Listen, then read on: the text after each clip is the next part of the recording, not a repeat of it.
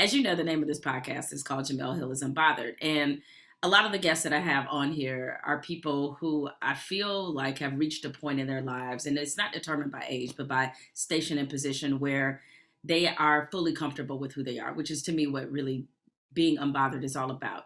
So, when did you feel, or how did you arrive to the point where you felt the most unbothered? Well, and I'll tell you the answer to that is probably the worst day of my life, Jemele. So before I had this show and before I had AM Joy, which is the show most people tend to know me from, I had a little show called the Reid Report on MSNBC during Dayside. And I had it for exactly like a year and a day, because about a year and a day into the show, I got canceled. And how I got canceled was I saw one of the PAs from the show running toward me on the set, like with a really sort of sad look on their face, and reached with their hand out and was like, "Give me your phone." And I'm like, "Give me your phone." That usually means you're fired, because I only have I use my same phone for work and school. Usually when someone says, "Give me your phone," it means you're about to get escorted out of the building. So I'm like, did I get fired? Did I do something? And I turned and looked, they're like, "Don't look at the phone, just give me the phone." But of course I looked, and I saw all up on Twitter that my show had been canceled. So I wasn't even, I found out literally on Twitter before I was told by anybody that I was fired. And it was like the biggest it's the thing you fear the most when you have a TV show, is that you're going to get fired, that you're going to get canceled. And it happened. But after that, sister, I got to tell you, it was the most liberating thing that ever happened to me. Because now it was the thing I was the most afraid would happen when I first got the show. It was the thing that I was on pins and needles, trying to be perfect, trying to make sure I never made a mistake or never said anything wrong, never made any kind of did anything that would, get me in trouble, because I was so nervous about the idea of being canceled. But once I got canceled, it was the most liberating thing in the world. I wound up being able to go out in the road and like be a reporter, which I hadn't been before, reporting on stories that I cared about. I was choosing my stories. I was telling our stories. I was able to, a lot of it was painful, because a lot of it was Black Lives Matter. It was the Confederate flag coming down. But also it was like, you know what? At this point, that's the worst thing that could happen to me. I'm not worried anymore. I'm not scared anymore about my career. I'm not worried about getting canceled or fired. I'm going to do me and say what I feel, and I'm going to be bold about it. So I think that was really, in a way, the best thing that ever happened to me. Yeah, it's amazing. And it's part of the reason why I think the term failure is a little misguided, because especially if it leads you to a new place, a different place, the place you frankly were supposed to be in. Because without that, maybe this doesn't happen. Maybe we Yep. don't get to spend 7 p.m. with Joy-Ann Reid every night, right? So I always think there's beauty in those kinds of quote unquote failures. Yeah. As it stands right now, are you still the only Black woman on cable news with a show at It's, prime it's time? It's just me, myself, and I. I will say Amber. I don't know what time her show is on. Yeah, I didn't know what category that fit in exactly either. Exactly. Yeah, Amber I would Ruffin. count Amber Ruffin. I would count her too, but I want to say she might be on at 7 or 8. Mm.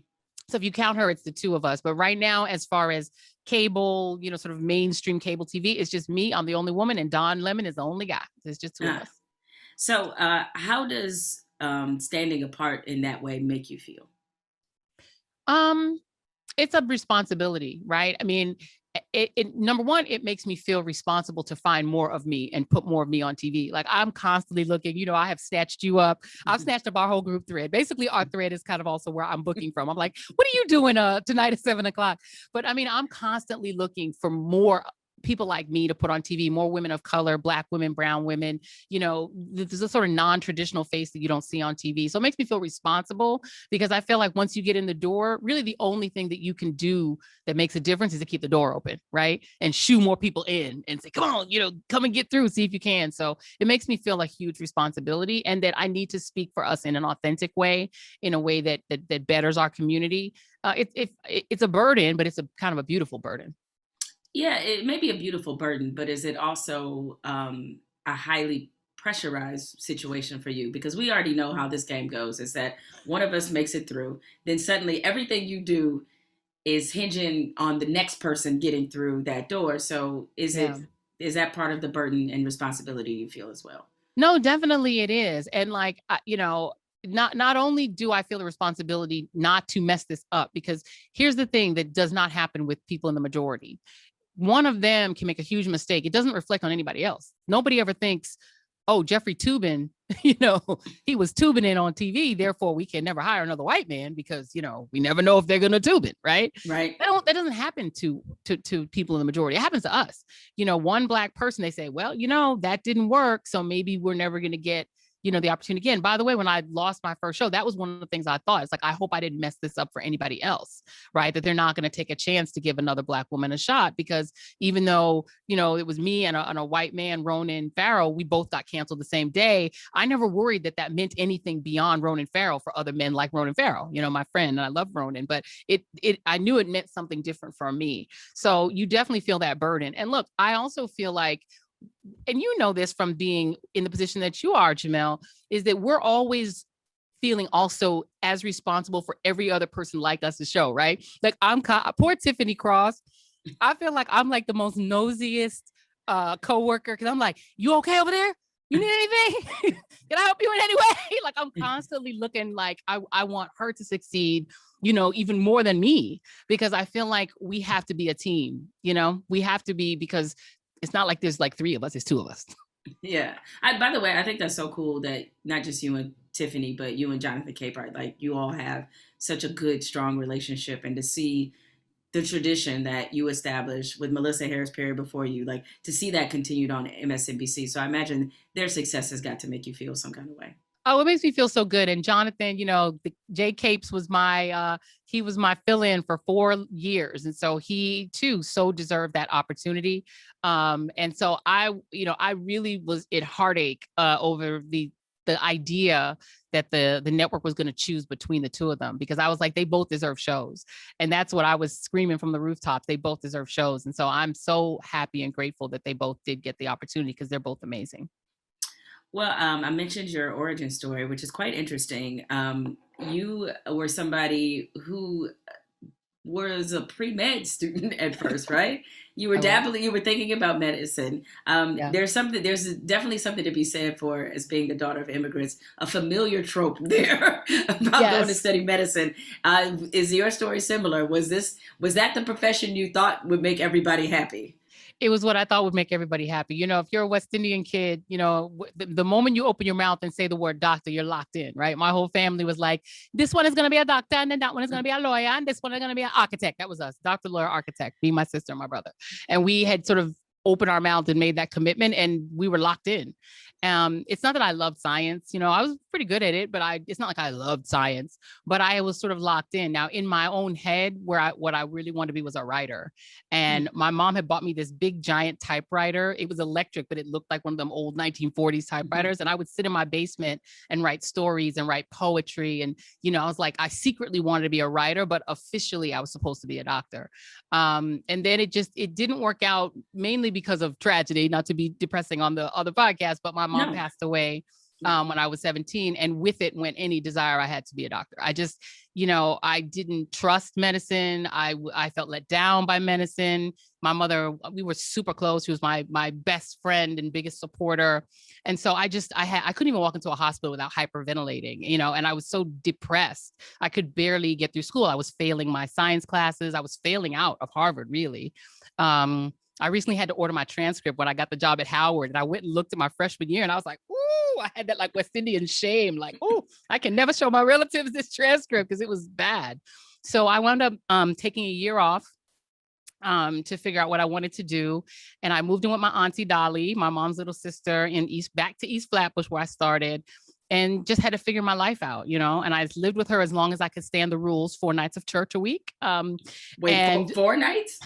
Young people service, Bible study, Sunday service, and there was a fourth one. It was basically 4 nights. Yeah, we were in church 4 nights, four days or nights a week. It was too much. I'm shocked you didn't become an ordained minister after this. No, that would make me do the opposite. I moved out. I actually wound up moving out, and I moved on the same block Spike Lee lived on. So Spike's joint was around the corner from me. Spike had on South Elliott. He was like down the street. There was a production on my street every single day. It seemed like Missy Elliott did a music video on my block, which I was watching her do on the street. So I'm like in the middle of all of this excitement and, movies and TV and stuff happening. So I went back to Harvard and majored in documentary film. So that's kind of how I got completely off the medical track. That's a abrupt turn. Yeah. Where you, I mean, I'm guessing that you being interested in media, television, film, documentaries, that was a secret desire that you had that you hadn't quite expressed. No, definitely. As a kid, in sixth grade, to age myself, the Iran hostage crisis broke out when I was in the sixth grade, and I was fascinated by it. And I would sit up. My mom would let me stay up, and I'd watch Nightline, what became Nightline. I watch it every night. I watched the news. My mother and I shared this sort of news junkie thing. We'd watch the Sunday shows. All I really cared about when I was growing up was sports and news. I was either watching basketball, football. I even watched baseball, which can be boring. I just loved sports. I collected baseball cards. I was basically a boy. All I did was watch sports constantly. Joy, it sounds like we lived the same life. That was literally we lived was the that same your life life too? Yeah, but baseball was my first love, and I collected baseball cards as well. Oh, did you really? Okay, so Yeah. I had a Reggie Jackson.